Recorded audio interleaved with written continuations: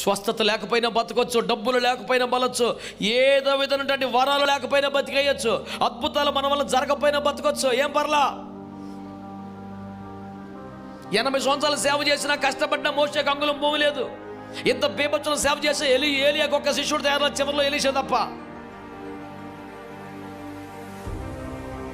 యేసు ప్రభుకే బాప్తిజం ఇచ్చిన యోహాను ఒక అద్భుతం చేయలా, ఒక స్వస్థత చేయలా.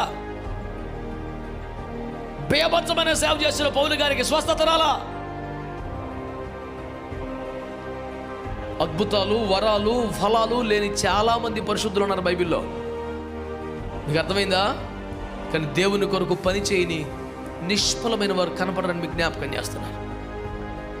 వాళ్ళ దగ్గర వరాలు, వాళ్ళ దగ్గర అద్భుతాలు, వాళ్ళ దగ్గర బేబత్సాలు, వాళ్ళ దగ్గర సంపదలు లేకపోవచ్చు, కానీ దేవుని కొరకు వారు ఫలించారు. అనవసరంగా వేసేవి చెట్టు అని యేసు ప్రభు ఫీల్ అయ్యేలాగా ఎవడు బతకలా.